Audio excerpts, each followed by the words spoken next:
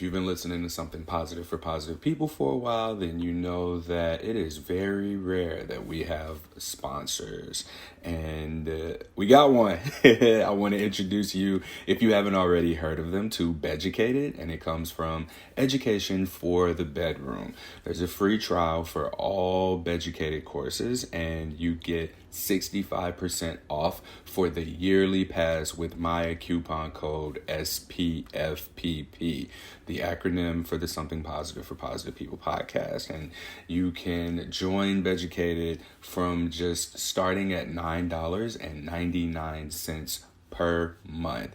This discount is locked in for life. It's not just for that first year, but it is always going to be what you use when you use my promo code SPFPP. I'll have that linked here in the show notes so that you can check that out. And just to give you an idea, like I'm on here right now scrolling through some of the classes, and I've already began to open up tabs for what I'm going to check out. But if you've been listening for a while, you probably heard me mention that dating non-monogamously. And there are courses in here that kind of teach you how to do some of that. There's some kinks that I'm also into. I ain't gonna say what my kinks are, like, you know what I mean, but there is dirty talk on here. And then a couple of other things. There's shibari. There's things about the female orgasm, cunnilingus, the erotic massage. There's a complete guide to butt pleasure, fingering, confidence, blowjob, face sitting. This is some exciting stuff. And even Dr. Evelyn Dacker's on here, one of our board of directors, with a positive perspective on sexual health. And the title of that one is Destigmatizing STIs. So there's all kinds of stuff on here. I'm looking, I see enjoy the power of penetration with a strap-on. So strap-on play, roadmap to intimacy, kinky sex, choking. I'm going to have a field day. So next time you hear me talking about this, I'll have a lot more in-depth detail about what it is that I'm checking out for myself. I'm definitely interested in this power dynamics course. I can't find it. Oh, here it is, for playing with power dynamics. It's right there. Dominance and submission. So, like I said, if you are interested in becoming Beducated, then use my coupon code SPFPP. I'll also have that linked in the episode notes of this podcast episode, and you can receive access to a huge library of courses, the ones that I just named, and then some. And again, this will be locked in for life. If you go to Beducated yourself, use my code SPFPP, or you can just follow the link from the show notes. I hope that you check this out and you get an opportunity to tell me what some of your favorite courses are. So again, that's just code SPFPP. You can get 65% off for the yearly pass with that coupon code. And it just starts at $9.99 a month. I look forward to hearing about. Oh my God, there's one for threesomes. All right, I gotta go. I hope you enjoy this podcast episode. Just in case you haven't already, here's your friendly reminder to rate, review, subscribe to, and share Something Positive for Positive People. This is a 501c3 nonprofit organization that connects people to community and mental health resources who are struggling with herpes stigma. I am your host of this podcast, Courtney Brain, and today I am here with Katie Lang of Strong Mind Counseling, LLC in St. Louis, Missouri. Okay, I was making sure I said it right because that shit just came out. I didn't have it scripted or anything. You did. I did add "and wellness" onto the end. Oh, okay. Strong Mind Counseling LLC Wellness? Strong Mind Counseling and Wellness LLC. Ooh, all right. Okay. Make it a little bit more holistic. All right, I got you. So, Katie, you have been a therapist working with Something Positive for Positive People, for at least a year, because I know that you did the group session and then... at least a year. And then I know you had two individual clients for sure that we were working with one another, and they've both completed their 12 sessions. I'm like, yes, that is a great completion rate, and probably something that I need to track moving forward now that I'm thinking about it. So good for you for getting people, keeping people, and seeing them through the finish line. Can I get you to just introduce yourself, credentials, and whatever else it is that you want to share? Sure. So as Courtney said, I am Katie Lang. I am a clinical social worker, LCSW, specializing in behavioral health, mental health. Love working with adolescents, also work with adults.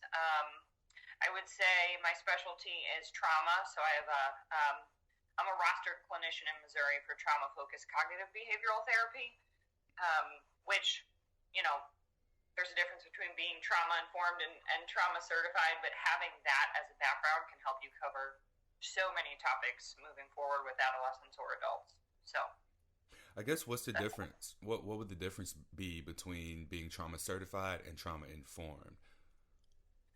so trauma certified would have been like I completed a cohort over a year to get this trauma certificate and had to actually doing that and to complete it work with clients like while I was in this group to Okay. make sure that some trauma therapies are very specific depending on what you're using.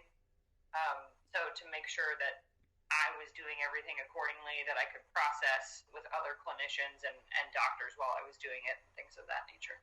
Oh, okay. So I guess trauma certified means that you essentially have You worked have with. had specific training. Okay. All right. And then trauma Absolutely. informed would be more of like what You've exactly? maybe gotten some CEUs, you know, Okay. gone to Okay. a couple 1 or 2 hour classes, things of that nature. All right. So, Katie, I would like for us to really just begin with some of the feedback that I've gotten from your past clients. I want to share, I'm not going to say who said what, but no one had Sure. anything bad to say. Everyone had high praises. And I'm learning from my end the importance of like representation. So who I send to certain therapists, whether it be like a male identifying or female identifying person, like something as little as that can make a major difference. Because I've also had to send people to you who I've previously sent to another therapist, and they just didn't click. So as far as being someone who connects with the patient on various levels, is there anything that you can speak to in regard to that? Because I know there are people who have a therapist that they feel like, oh, I just don't vibe with my therapist, or I feel like I need another Absolutely. one. Do you have anything that you can say? I mean, I tell people all the time, even my own clients, right, that when you are looking for a therapist, like you are essentially interviewing me. I need to be able to meet your needs, meet your standards. And I understand that seeking therapy, you may not know exactly what you need at that time. But I am always, trying to check in with my clients to make sure I'm giving them what they need. Like as therapists, we should be able to accept feedback. And obviously we are not one size fits all. So I always really encourage people to really let their therapist know, like, what they, even just day by day, hey, today I really just need to vent. I need to work on it, get these things off my chest. Or today I really need some more coping skill work and, validation of that nature. I try and check in with a lot of my clients in that way to make sure that I am meeting their needs. And if not, like, it's not going to hurt my feelings if I'm not doing what I need, and let me help you find somebody else who can. Yeah. And I'm curious to know what the difference is for you between working in a group setting, because you did oversee our support group of, I believe, 12 people. And then you also got to see 2 individual clients. I'm curious to know what the difference is in navigating both of those dynamics.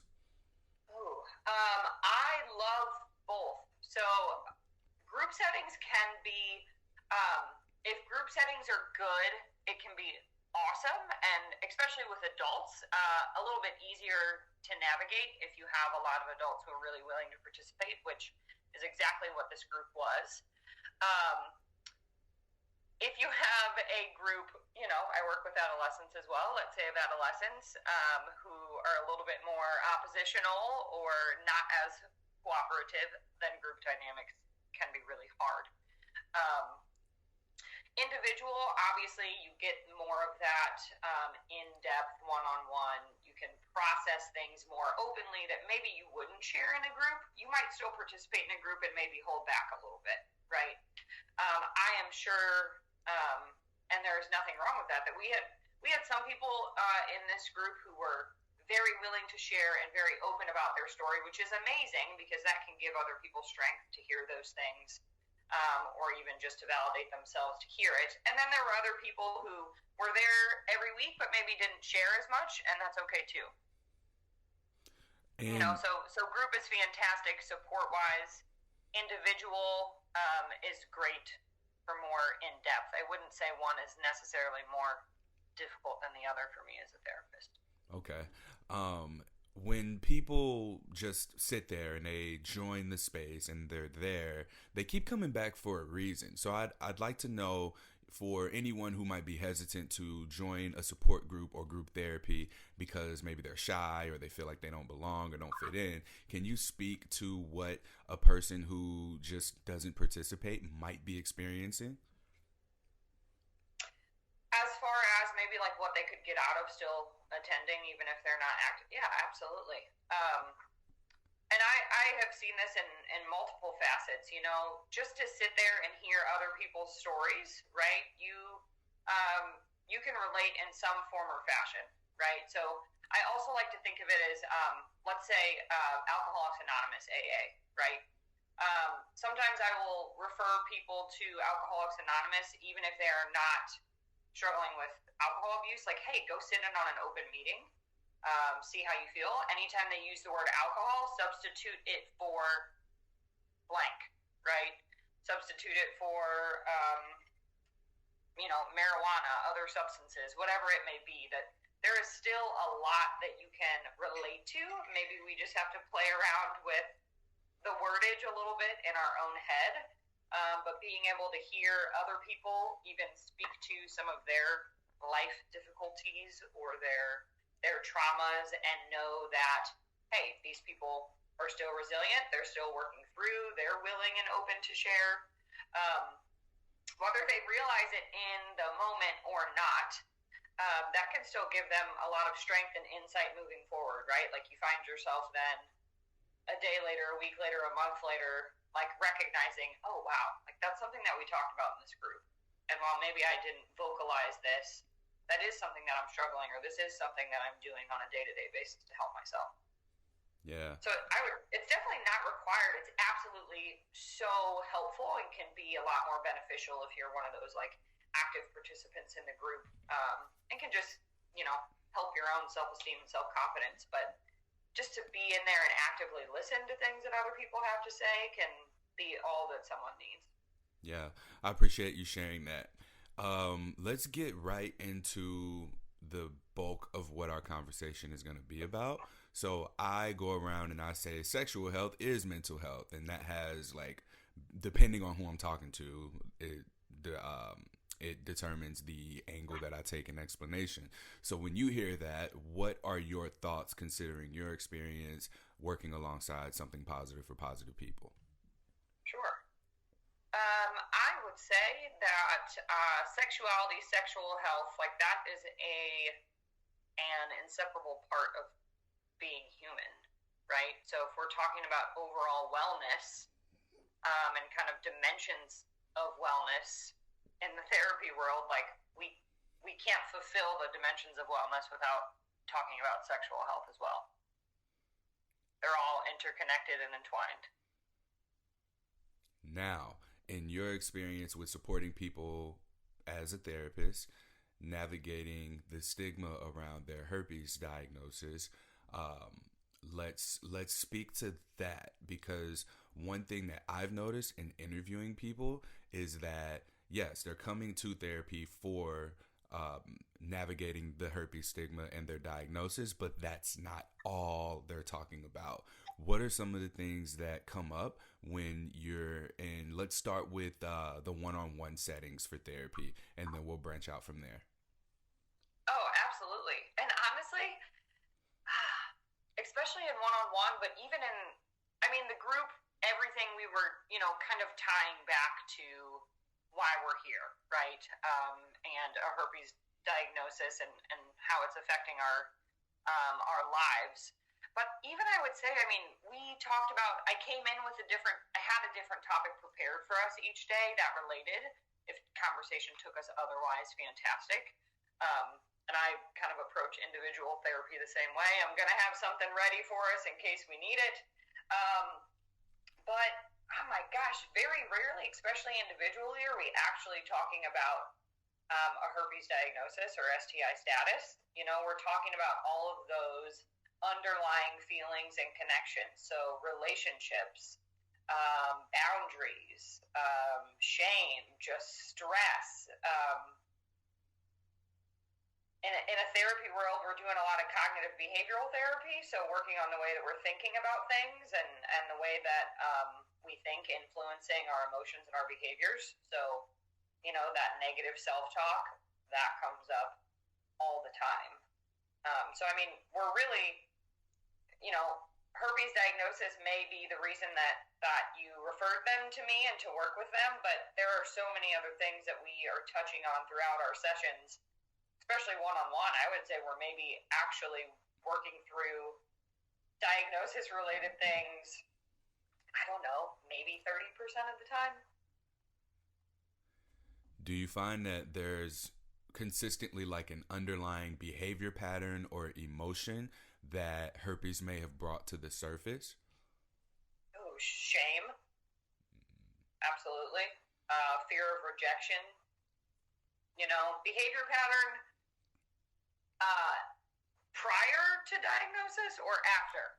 I would say like for it to bring it to the surface, because in interviews I recognize patterns and themes between similar stories, such as patterns in a relationship or patterns with expressing sexuality or patterns in partner selection, those types of things.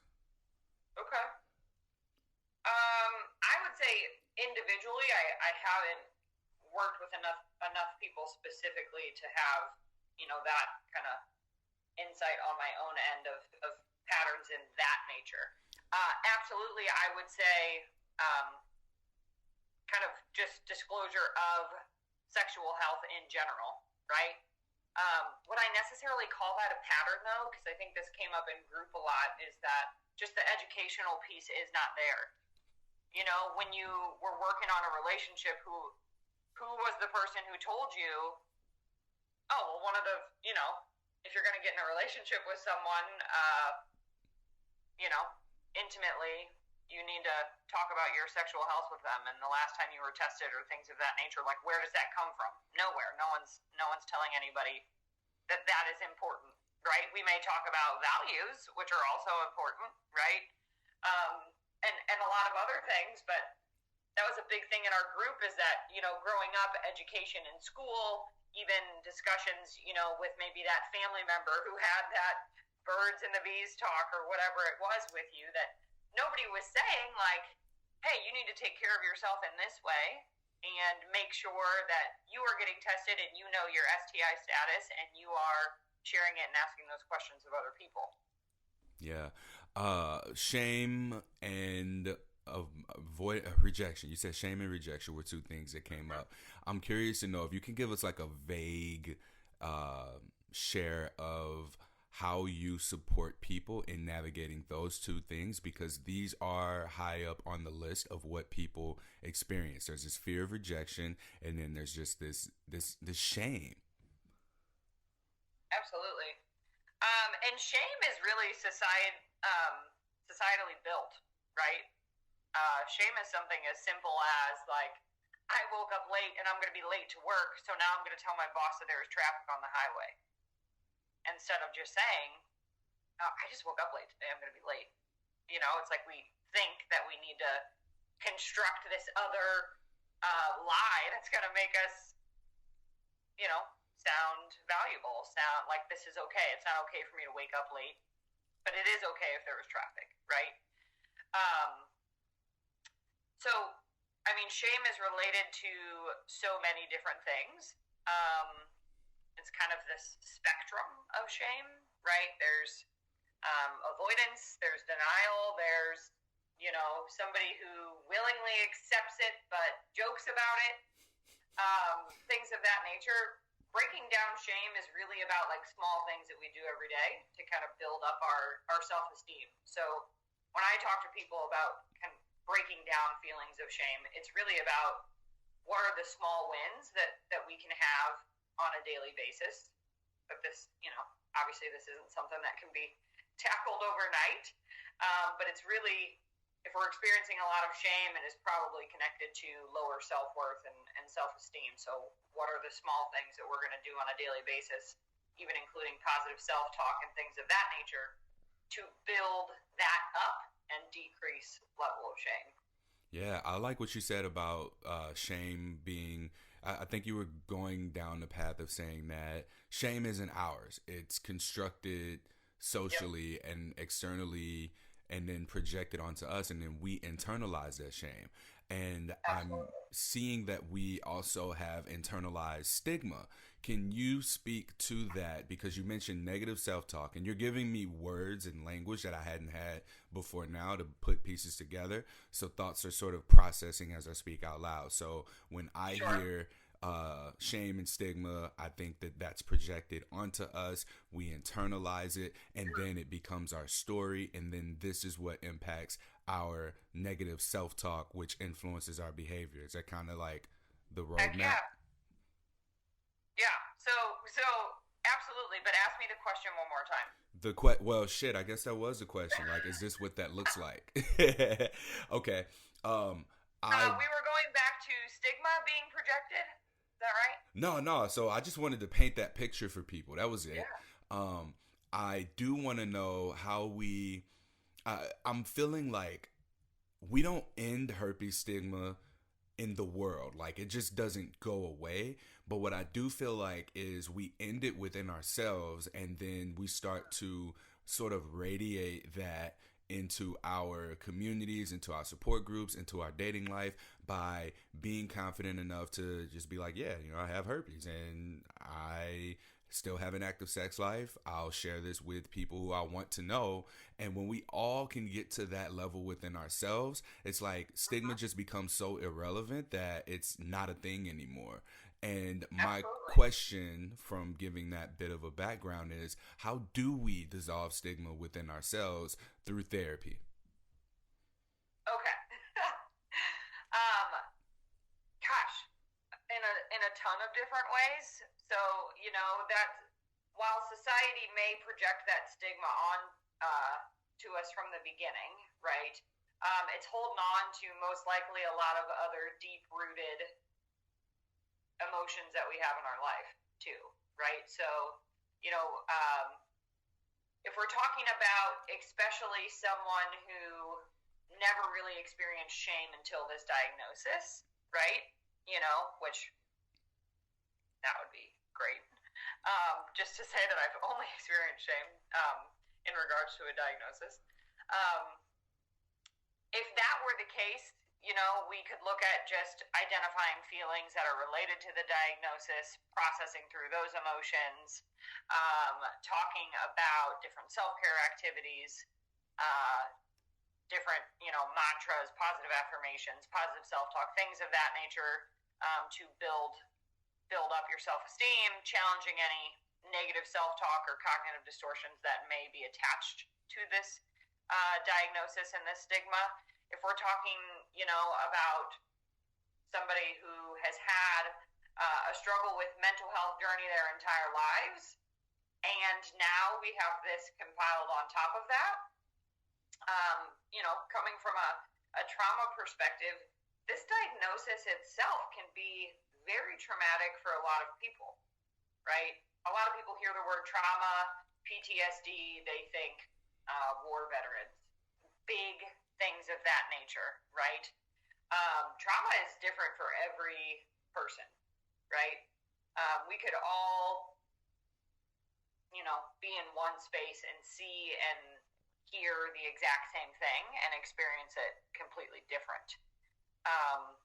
So with that being said, on an individual basis, with somebody who has experienced a lot of other mental health symptoms, this diagnosis and the stigma of this diagnosis can be very traumatic, right? So We are going to have to break down a lot more, probably internal and external barriers that have been built up for somebody of that nature. The process is going to look similar, but it's going to take longer. Yeah. Right? There's going to be a lot more to uncover and dig up and process through, and it's already ingrained probably from a long time. So it's going to take quite a while to get through all of that. Yeah. I had a conversation with someone this morning, not too long before our call, and they spoke to me about just how broken they are and that no one is going to want to come and fix them and save them, and that I guess time heals all wounds. And I don't necessarily know that I agree with time being what heals all wounds. I think that there's a need for the willingness to look at the perceived brokenness per the story that we tell ourselves, from the shame that was projected onto us that we have internalized. When we're willing to look at what we subjectively view as brokenness, we can begin to heal by putting the pieces back together. And over time, those pieces that are there, that are broken, that we've reorganized and processed and dealt with and looked at and healed from, those begin to solidify in a place where we have reconstructed whatever perceived brokenness of ourselves, and we've made a new identity for ourselves. And to me, therapy, in my personal experience, has been a way of doing that, rather than just being like, oh, well, I'll just wait for the pain to go away or avoid it until something new comes along, or use someone or something to numb out, not feel the pain, avoid it altogether. Therapy has made me look at that and take my power back in reconstructing the pieces that are, quote, broken. Do you have anything to add to that statement at all? I mean, I would agree that sure, avoidance may be a temporary way of coping, but in the long term, that avoidance isn't going to get you anywhere, right? So that time heals all. I think it depends on maybe what we're talking about, right? And this isn't just a physical, right? Yes, this diagnosis can affect somebody's body physically, obviously, but the mental effects that this diagnosis has are way more severe than the physical effects for most people. Yeah, thank you for adding that at the end. I was about to say it. Yeah, and we can have completely different responses to the same traumatic event. And I'm at 230-ish podcast episodes at this point, and that's what it's been. While, some of the end actions have been the same, between something as extreme as a suicide attempt, or as common as experiencing depression, people do cope however they know to cope. And it's important for us to be able to tap into and reach into our support systems, our various resources that we have available to us, because, again, that shame will also not only keep us from healing, it'll keep us isolated. It'll keep us not wanting to look out and reach out for help. It'll keep us from wanting to seek support and create a sense of allyship from within our community, which is the very thing that we need in order for us to work our way through this. Absolutely. Yeah, so the shame, the diagnosis, whatever, it may be, that kind of, like you almost said, like owning it and reflecting on it, right? That can, owning and reflecting on like instances of shame, right? What can I learn from this? How can I do better? That can really help build resiliency and pride and take you a long way. One of the things we talked about in the group was like, where are we at in this process, right? There's individuals like you, right, who people would say, like, oh, I've heard it on your past podcast. What did you call it? Freedom something. I don't know, basically like a freedom fighter for. Oh, right? My God, who said that? Who said that? I know what you're talking about. I can't remember everyone's real name or their fake name, so I don't say names. Because, like, sure. we'll connect, and I know so their real name. There was also this level of, where am I supposed supposed to be at with being comfortable with the diagnoses, right? So there's individuals like Courtney who are out here and who are open with the entire world, and then there are people who are like, I don't think I can ever get there. And being okay with that, right? So that not everyone is expected to be out here being a freedom fighter. If that is what makes you complete, if that is what makes you feel good, if that is what helps get you through the day-to-day, that is awesome. But that is not the expectation, right? Like, we don't expect everyone to be out here. We don't expect everyone to acknowledge every comment that is made about herpes and fight back for it, right? But what you do need to be able to do is not let that comment that you heard at a party ruin the rest of your evening and have you ruminating on unhelpful thoughts in your head. So, right, like, you at least need to have the tools and skills, which you probably need to get through therapy, to challenge that and maintain your own composure and self-worth even when you hear those things coming from outsiders. I tell everybody it's a trauma response. This ain't nothing special. So, but in all seriousness, like, I recognize my privilege, and I'm glad that you segued and transitioned exactly to where I wanted to take this, which was, our healing and expression of healing. It looks different for me. I can argue that the creation of something positive for positive people was an avoidance tactic to minimize my exposure to rejection. So, like, that's one way to look at it.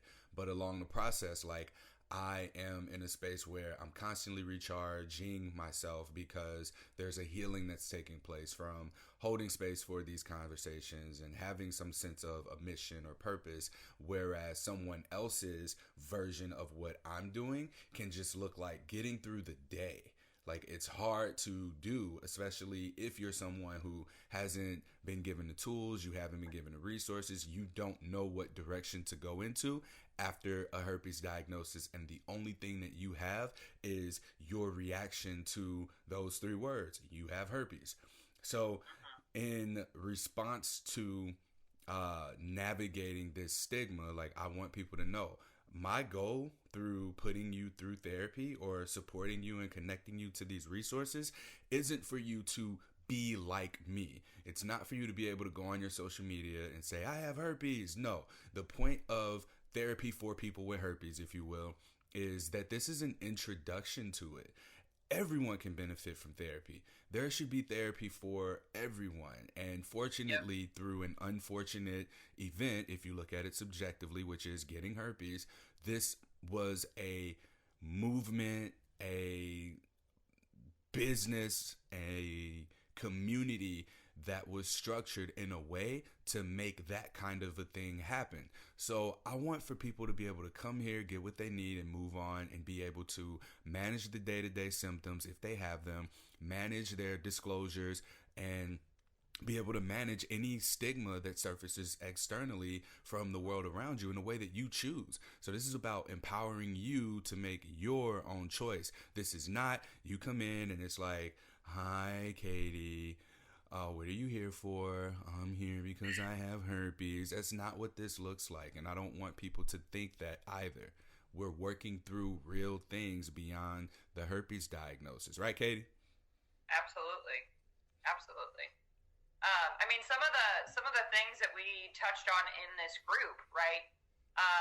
Obviously, yes, it was kind of our first meeting was setting some ground rules, figuring out, hey, what are some things that you guys want to talk about while we're here, things of that nature, setting some boundaries. But I mean, we talked about stress in general, right? We talked about shame. We talked about personal values and personal boundaries. We talked about the benefits of physical activity on stress and mental health. We talked a little bit about foods, right? And paying attention to that and our reactions within our body. Self-compassion, we did like a self-compassion quiz and, talked about increasing some of that.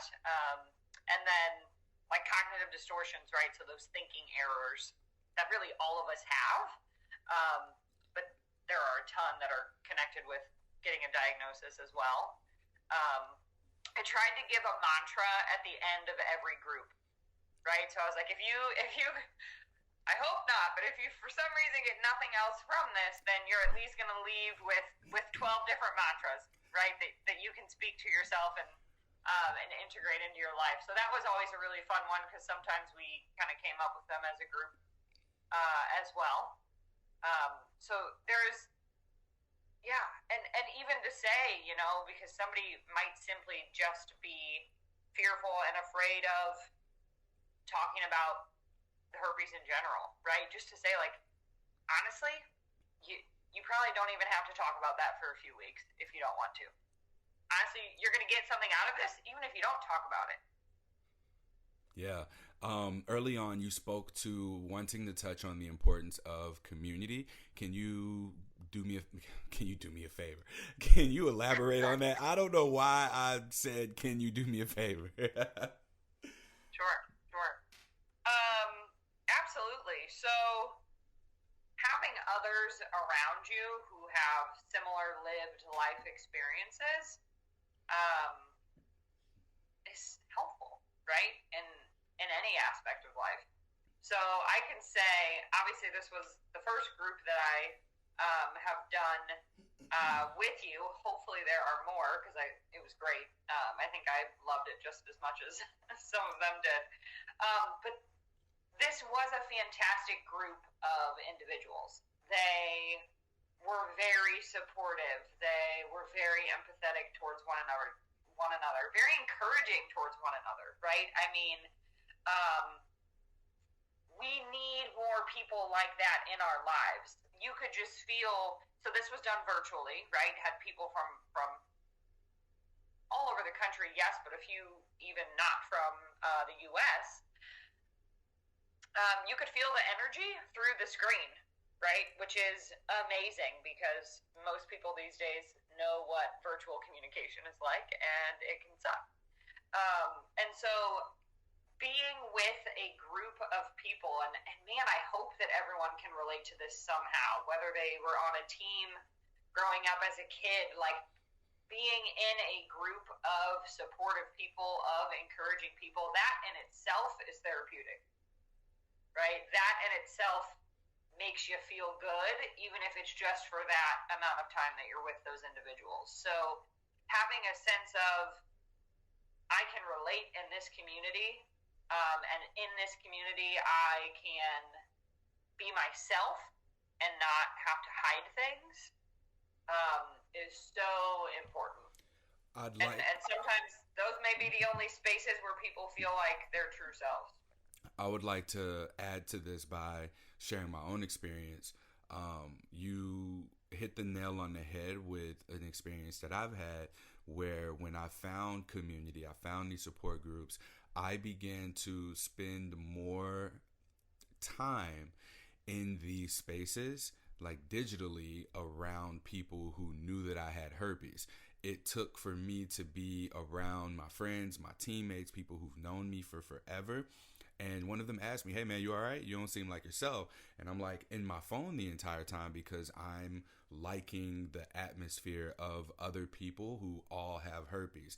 And when he asked me that, I couldn't unsee that feeling, that visceral response that I had to that, which was, damn, I am in a physical space of people who are in proximity, who have known me for years, who we've been through things. We've played sports together. We've gone through some of the most challenging times of our lives to that point. And I'm deciding to be around these complete strangers who only know that I have herpes and also have herpes.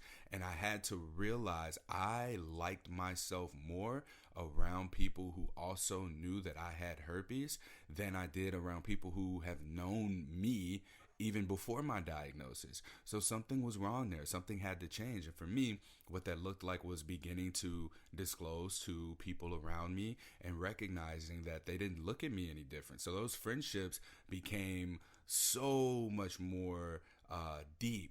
I was able to better connect with the people around me. And while they may not have had herpes, me sharing that piece of vulnerable information about me allowed for them to open up about different things in their lives. So this just was something that fostered a more in-depth connection than could have existed if I were to try and keep these two aspects of my identities separated. So I'm going to paraphrase a lot of Brene Brown's words here, right? But we as humans are wired for love and belonging, right? So it is literally the fear of rejection that keeps us from disclosing and connecting to people, right? The fear of being pushed away. And so, whereas, like you said, you know, I grew up with these people. We've experienced so many things together. I am already connected with them. If I share this, I may lose that connection, right? And so, I mean, it really does suck to just think that we live in a world where if I'm honest with someone, I'm going to lose a connection, especially when it comes to something like, you know, disclosing an STI status. But that is the base of it, that love and belonging that we all want for. You know, that is one of the most painful things to lose is a connection. Yeah. You making very smooth transition. So can we speak to disclosure, actually? I know from speaking to people that some people were very afraid of disclosing, for sure, and you kind of just explained it there. Like, we have connection, we want to hold on to connection, and we fear that our honesty is going to break that connection. Can you speak to that for me? Sure. Yeah, I mean, talk about vulnerability, right? Vulnerability in the biggest sense of like speaking to something that you are already afraid. If I say this, I'm afraid this is going to happen, and then still doing it, right? In the group, when we talked about disclosure, I mean, it was obviously there is not a one size fits all here, right? That, you know, obviously we would, you know, hope that we're going to try and disclose before any sexual intimacy and things like that happen, but you know, for some people that is really hard, right? And everyone is human, so sometimes that may not happen. And then, you know, we talked about navigating that. Whereas, you know, I wasn't strong enough to say it now, but now I have a ton of other guilt and shame because I wasn't able to disclose or something of that nature. But we worked through kind of what you would want your disclosure to sound like. Like if you were at your best self, right? Maybe if you were this freedom fighter, what would your herpes disclosure kind of sound like? And the group did an amazing job kind of writing those and vibing off of one another and taking bits and pieces from each other. Like I really like what she said. I really like what they said. I'm going to add that, you know, to kind of what I hope I am going to be able to say. We talked about it in a sense of like, any other important conversation that you would want to have, or when you were studying in school, when you had to give a presentation, like, did you practice it? Yeah, you know, because it meant something to you.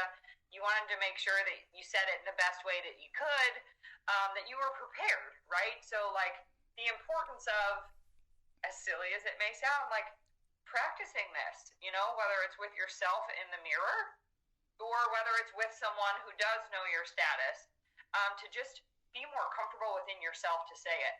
You know, we talked about, you know, tone, rate, you know, like volume, like body language, that a lot of times it is just the way in which we say something that can have an impact on somebody else, right? So if somebody is out there and they, you know, are disclosing and, you know, making herpes sound worse than it is, well, the potential for rejection probably just skyrocketed, right? So, like, let's really look at the language that we're going to use.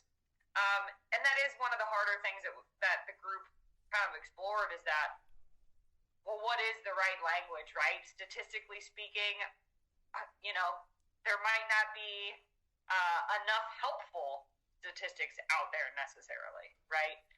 And so a lot of the group's conversations focused around, like, let's talk about it in a space of like, this is really how it affects my life. Really, the most is in this moment when I have to tell you about it, right? But here's how I manage it, and here's how I keep myself kind of healthy. We also talked a lot about transitioning to that through just what we talked about at the very beginning of our conversation of asking about STI status, right? Like something that we weren't taught to do, but if we can maybe do that first and kind of break down some barriers of, hey, what is your status? Or I like to go get tested with my potential partners before, we engage in any physical intimacy or things of that nature. For some people can kind of help break down those barriers as well. Yeah, thank you for that detail that you just offered us. So we've covered diagnosis, disclosure. We've uncovered. We've touched on stigma. It's early here, and I feel like what this episode offers is an idea of the bigger picture for the life cycle of someone who discovers something positive for positive people. So you might find the podcast, you may find my social media, you may see, some of the funny stuff that I try and share to keep things lighthearted.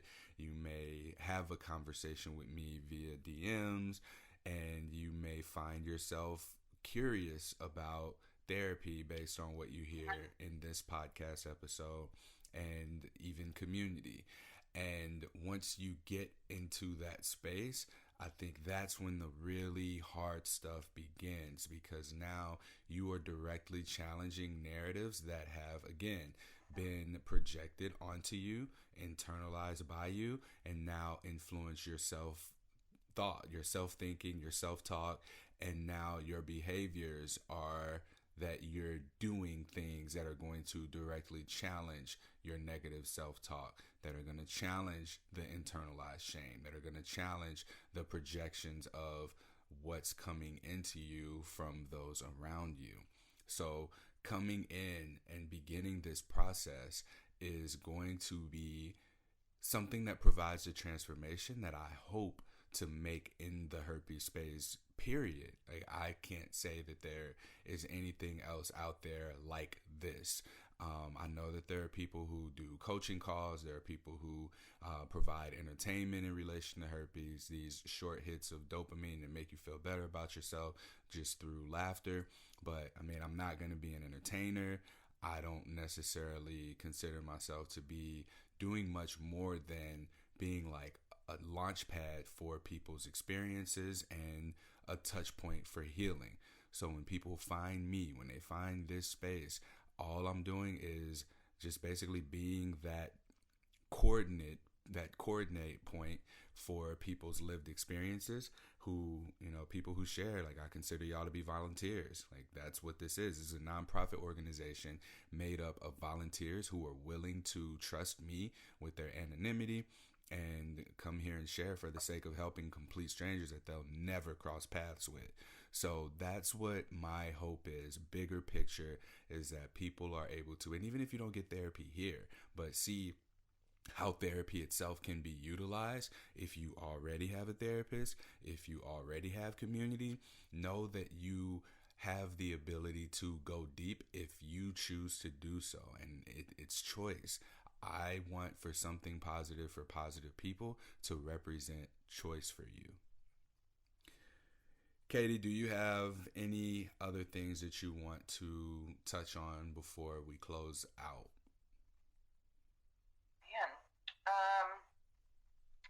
Not necessarily. I mean, as I touched on before, I think the group was incredibly powerful for, I hope, everybody in it. And I feel pretty safe in saying that people came back pretty much consistently, and if they couldn't make it, they hated not being there and wanted to know what we did and what we talked about. That creating safe spaces to be vulnerable and share, is important, right? We're all wired for that connection, that love and belonging. So anywhere we can create that, let's do it. Thank you. And you're a damn good therapist as well. I hope that people who listen to this, if they don't need to go through something positive for positive people, that they'll be able to contact you and work with you directly. So if you can, go ahead and just drop the best way for people to get in contact with you, and I'll also include it in the show notes. Sure, absolutely. So you can find me on psychologytoday.com if you are searching for therapists there. Again, my name is Katie Lang. I am based out of St. Louis, Missouri. And then Katie at strongmindcounseling.com as well would be my email. Oh, not counseling and wellness. That would have been a hell of a long email, huh? It would have. All right, Katie. Thank you so much for your time. Thank you for your service to our community and just for being you. I appreciate you. Thank you. Right back at you. All right, that concludes this episode of Something Positive for Positive People. Please, again, like, rate, review, subscribe to, share this podcast. If you follow me on Instagram at HOnMyChest, there's a lot of one-on-one dialogue that I share when I can anonymously. I'll regularly do some sort of survey or poll, and if you go to my Instagram story highlights, you'll see, based on different titles, ways people disclose, ways people navigate rejection, the ways that people manage symptoms, how people are experiencing dating. Lots of just useful resources can be found there. I don't like directing people to Instagram, but only because like Instagram's like shitting on my posts where I'm directing people to my podcast. So I want to do more with the website, but for now I'm going to close out everything it is that I have pending on Instagram, and then moving forward we'll see what we got to do in order to make it work and continue to have that visibility. But what you can do in order to support us is like these posts, share these posts, save these posts, and give them the kind of engagement that Instagram is looking for its platform. And yeah, I'll keep pumping out podcasts as long as I can, and continue to raise the money in order to have this be an ongoing support resource for people who are navigating stigma. If you would like to make a monetary donation, please consider doing so on Cash App or Venmo at Courtney Brame. And if you're not in the States, you can donate via PayPal at paypal.com/SPFPP.